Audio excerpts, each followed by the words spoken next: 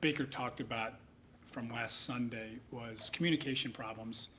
How much of that was kind of an underlying factor, getting guys lined up, things like that, and could that be expected in his first start, especially in a tough place to play? I wouldn't say communication problems. An underlying issue for our group has been just doing what you're supposed to do. More so that than communication. The communication in that game was very good. What we need to get better at going forward is knowing what our job is on each particular play, because that creates trust. A lot of things I've talked about in here a number of times. It's we're making too many mental errors or more than you can make in a game and expect to win. So, that's what our emphasis has been and will be. As I told the guys, the first quarter of the season's over. I'm looking for us to have new issues. I don't want to be dealing with old issues. So that's been the emphasis with us as a coaching staff is, those old problems got to be cleaned up and let's see what the new issues potentially are. But lining up and knowing what you're supposed to do on each particular play is part of the guy's job description, the entire group.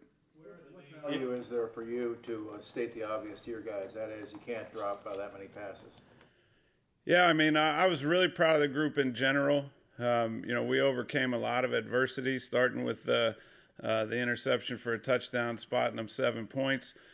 We showed a lot of resiliency coming back there. We came back from behind multiple times in that game. All those things were really good. We had almost 500 yards of offense, which, I believe strongly yards equal points. We maximized our point total for the yards made, but, drops are going to happen, but 9 was excessive. When you go back and look at the drops, it probably was 100 plus more yards. So, we've done a very good job protecting the football. We didn't in that game for various reasons. But we overcame.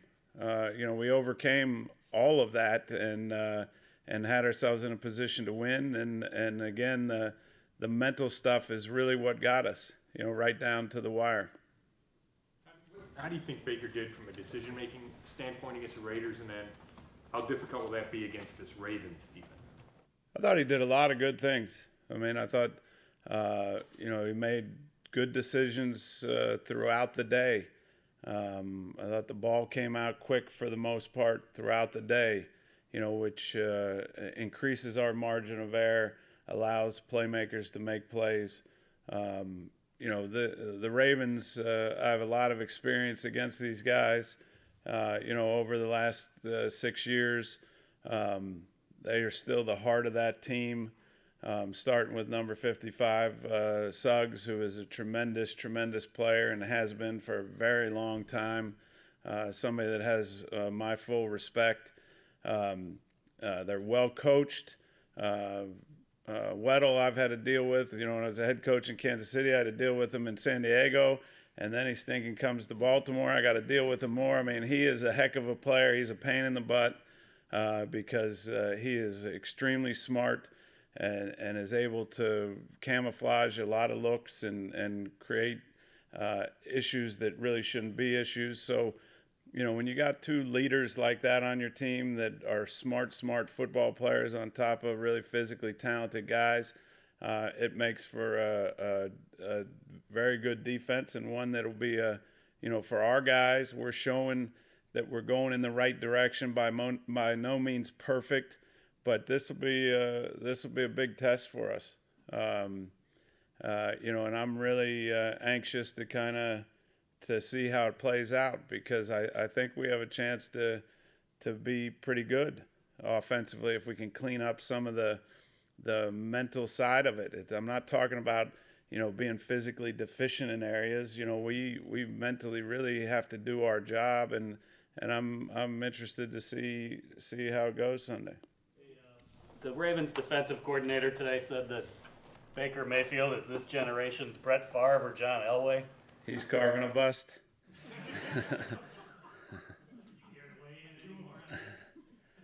No, I'll hold my stance. I'm excited about a lot of the things he's doing, but like I said, this week will be a real test. We'll know a lot more come Sunday evening.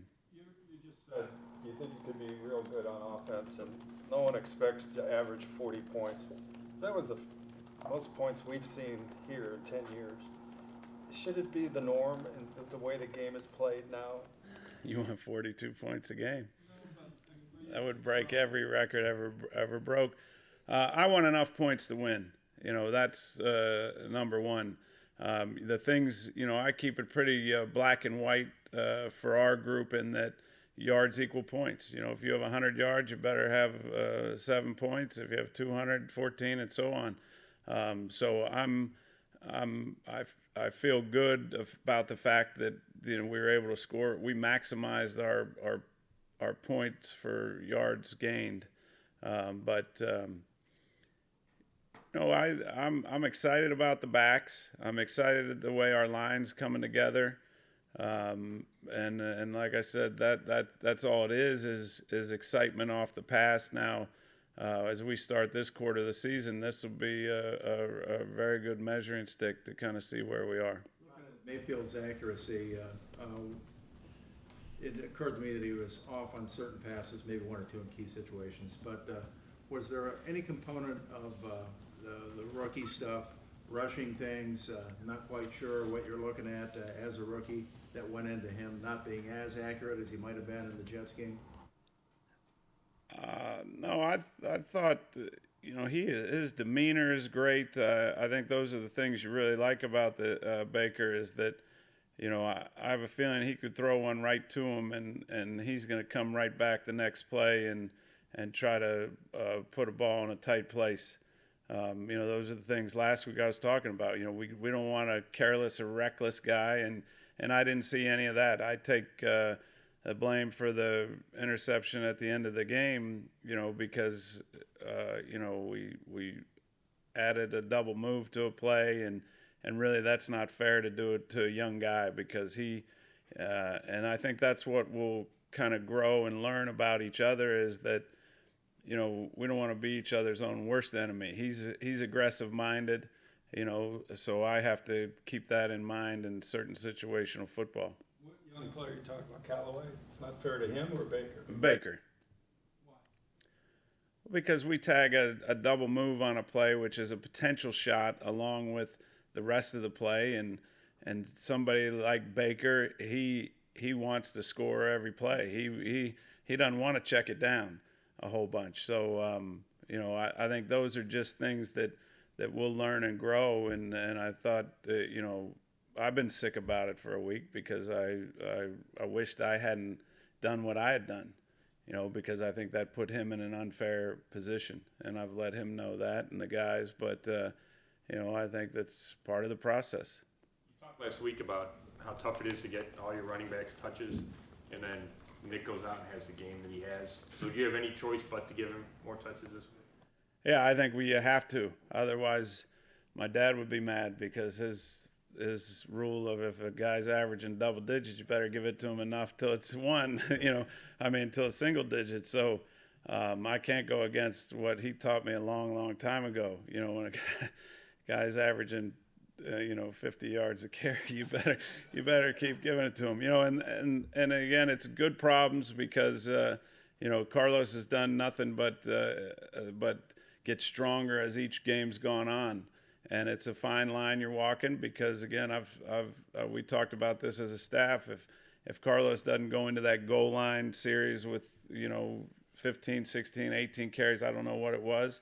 I don't know that you get the same, that was a great run down in the goal line, 2 great runs to get 1 yard. And then closing out the game, we needed 10 yards from him and just knowing backs and been with good backs for a long time, those guys need the carries. It's not as easy as just saying, all right, we got to split these carries, because, he's our starter and he's our workhorse. But at the same time, we got a guy that's making huge plays, difference-making plays. So, around here, I believe strongly you earn the right to make plays, and he certainly earned the right with a couple of those runs. Is that some No, when you look back at the end of the game and say, I wish I'd gotten more than 3.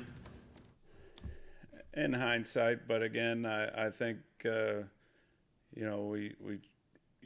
we had it scheduled for him to be in there more by series, and in those particular series, it wasn't necessarily when you wanted another young guy in the game having to deal with some of the things that he would have to deal with, and at the same time, you know, from a self-scout standpoint, you don't want him just being in there for runs. You know, you gotta keep it semi-balanced, but. You know, I think they're good problems, and you know, certainly you'd say after the fact, man, the guy had 100+ yards on 3 carries. You know, we're the dumb A. How has Desmond Harrison come along? Just how big a test is Suggs going to be for? He's gotten better every game. What he's done from a communication standpoint, showing discipline. You know, eliminating some of the penalties, knock on wood, you know, demeanor on the sideline. You know, I've told all these young guys, you know, we're 4 games in, you're not young guys anymore. You know, that's part of the old problems. This will be, you know, a big test for him. We got to do everything we can to help him, you know, and when we can and without disrupting everything we're trying to get done. But, I have confidence in the kid. He's been an exciting young player to watch. Question about the end of regulation, the 3rd and 2 inside your own 20. Was it a tough call for you to make? Were you in consort there with the you? Is that all you? And how much thought was there about passing instead of giving the ball to Hyde inside? Oh, we talk about. I'm a big, you know, want to hear a lot of voices. Guy. I mean, I think that we all did, you know, nobody regretted anything we did about that situation, you know, especially when they signaled first down. You know, one of our things that I've from day one with these guys, with the entire group, has been, you know, to be a good offense and an offense that people talk about, you have to be able to run the ball when the other team knows you're going to run it. And, you know, I had great confidence in our group that we would be able to get it in that situation. Other situations we may not. You know, we may decide to go a different route. But in that situation, I wouldn't change anything we did. And we still could have executed better in the situation. But, you know, we all felt like we were going to be kneeling on it the next play. Did you understand the overrule? Did you understand the overrule after seeing the change? Not going there. A previous situation, when you were up by 2 touchdowns with 5 minutes to go in the 3rd quarter, and the strip sack from the 11-yard line kind of woke the Raiders up. Why wouldn't you just try to grind the ball at that point? I wish I would have. You know, we're trying to have this group develop into a top 10, top 5 group. You know, and I think we have the potential to do that.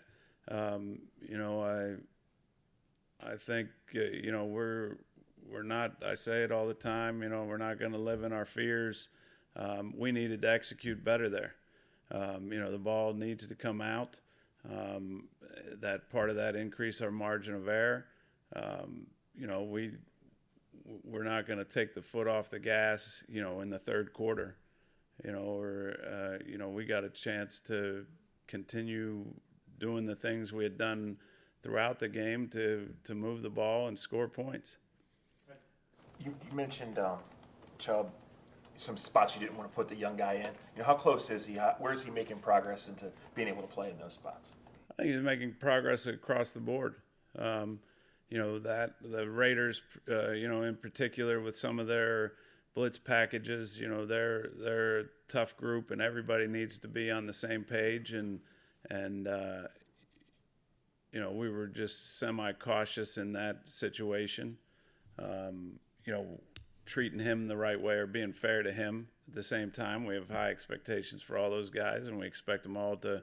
And I'm not saying he's not good on protection, but you know, when you're on the road and in those situations, we're not going to throw complete caution to the wind. Todd, did Last one. Did the Steelers consider the Ravens their greatest rival while you were there for 6 years? I'd prefer not to talk about that.